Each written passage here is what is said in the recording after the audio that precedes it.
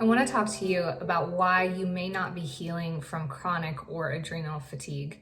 A lot of you guys come to me, you have this issue, you're going through the motions, and while you feel some relief or some sort of restoration, there comes this point where you can reach a plateau.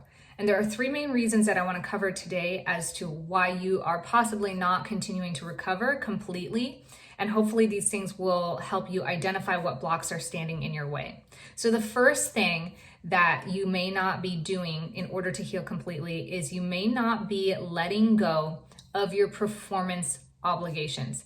These are your self-expectations that you have in order to show up the way that you expect yourself to show up. And while you're doing some of the things, right, like you're getting the sleep, you're taking time to relax, you're reorganizing your diet and trying to remove some of the stuff in your life that's weighing you down, if you don't get rid of that mental stress, that mental stimulation that keeps you going and at this angst to say like, I gotta show up, or I gotta push myself a little bit more, or I gotta be a certain way, then that actually promotes more fatigue. That promotes your mind to stay in fight or flight so that your sympathetic nervous system is constantly exercised. And here's the thing, you are a resilient person, okay? This adrenal fatigue, chronic fatigue, it's not a light thing. This is very difficult to go through. And I think the most difficult part about it is the fact that you look normal, you seem normal, and so on the outside, people expect you to stay the same. And so in that, you expect yourself to show up the way that you've always been. And it can feel a little bit off-putting or a little bit not like yourself to say, you know what, I gotta leave early, or I gotta say no, or I gotta pass. But these things are so important to also let go of, to remove from your life, not just the clutter, not just the stuff that's obvious, like the toxic friends or toxic conversations. Instead of just removing these things, you have to identify what additionally you have to remove, albeit temporarily, but you have to temporarily remove a little bit extra so that you have a little bit extra to rest, recover, and restore. The next thing you may not be doing is you haven't fully embraced a recovery lifestyle. So you've found one or two or a few things that you were able to get excited about, implement. It's improved some things a little bit, but if you're feeling this sort of ebb and flow where you're not actually making distinct progress steps forward, this means that you haven't looked at your entire life as a whole. And there's a reason that this process it's kind of a linear process, and is also a whole puzzle piece process, because you're trying to rebuild the foundation that you are sitting upon, both physically, but also mentally and emotionally. So if you're going through the motions and you're saying, okay, I'm allowing myself to sleep in, I'm allowing myself to say no, and at the same time, there's this resistance, and you're like, okay, well, I am lying down, I'm relaxing, but there's the but, right? But it's okay if I do this while watching, shows all day, or scrolling on social media, or, implementing all of the sleep hygiene, but I'm not getting to bed early consistently. And so the lack of consistency, the lack of really embracing that recovery lifestyle as if it's your priority, as if it is the total thing, and only trying to pick apart piece by piece, like the main things that you think are going to help you improve and move forward, could be the very thing that's holding you back. Because the truth is, when you're sick, let's pretend that you are actually ill, your body's fighting a sickness off. Most of us that feel sick, we're doing anything and everything we can to recover, right? I don't know about you, but for me, I am like, let me get some silver, let me start juicing, let me stop eating sugar, let me rest, let me up my water, let me get better sleep, let me just do anything and everything that I possibly can to recover. And when you do this, you're not stressed about it, because we've all been sick.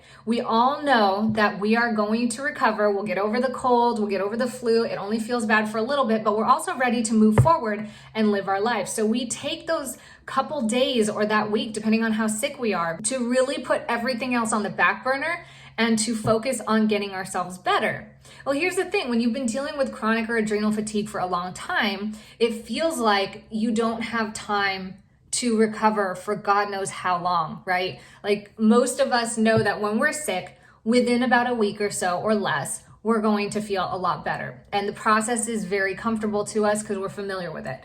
When it comes to chronic fatigue, we don't know. There are too many variables that are incorporated and that affect how our body perceives and responds to stress. So in a way, there's this balancing act that has to go on. You have to be able to still pay your bills, go to work, take care of things.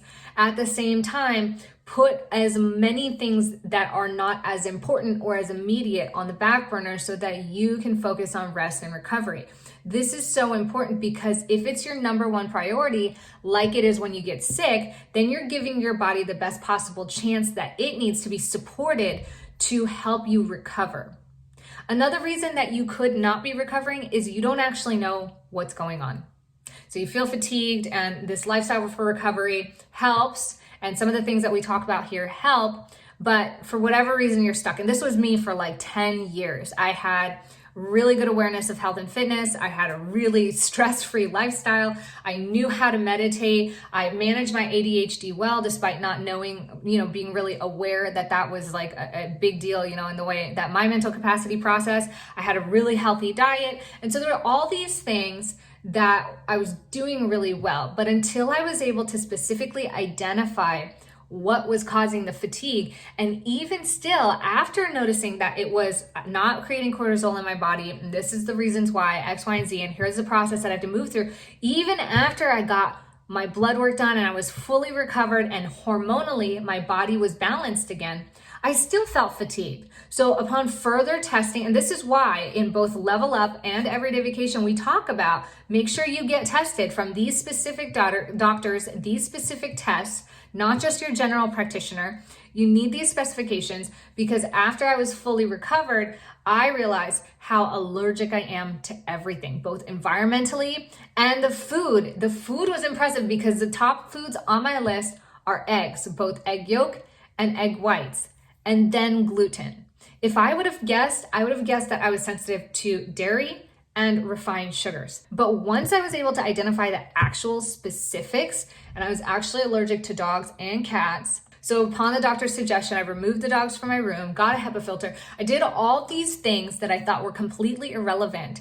And that's when things changed around for me. So I spent all these years going through recovery, getting positive blood tests, and I was still feeling foggy. And until I was able to identify these specific things, it was one of those things where I had no idea what was still holding me down. So to this day, it's a practice of mine when I feel anything. It's not about being a hypochondriac, right? Like we're not talking about stressing out about everything, but it's just this constant progress. It's almost like going to the gym. I always talk about like you need to go to multiple gyms, not just like the physical one where you're building muscle and losing weight and staying healthy, but also the one that is your financial gym. You need to go to an emotional gym. You have to go on a physical wellness gym.